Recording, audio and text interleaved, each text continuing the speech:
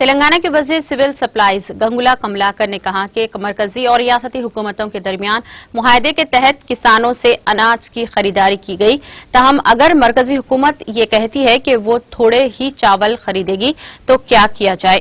وزیر موصوف نے ضلع کریم نگر سے میڈیا سے بات کرتے ہوئے کہا کہ انہوں نے 1 سپٹمبر کو مرکزی وزیر پیوش گوئل سے ملاقات کرتے ہوئے فصل کی خریداری کی خواہش کی تھی اور کہا تھا کہ فائدے اور نقصان کا بنیاد بنا کر یہ خریداری نہ کی جائے۔ مسٹر کملاکر نے کہا کہ تلنگانہ کو کسانوں کی خودکشی سے پاک ریاست میں تبدیل کیا گیا ہے، کالیشورم پروجیکٹ کے ذریعے پانی کی سپلائی کی جا رہی ہے، کسانوں کو زرعی مقاصد کے لیے 24 گھنٹے بجلی سپلائی کی جا رہی ہے، ساتھ ہی ریتو بندھو اسکیم کے تحت کسانوں کی مدد کی جا رہی ہے۔ انہوں نے کہا کہ اجناس کی خریداری کے سلسلے میں مرکزی اور ریاستی حکومت کے درمیان یادداشت مفاہمت طے پائی ہے۔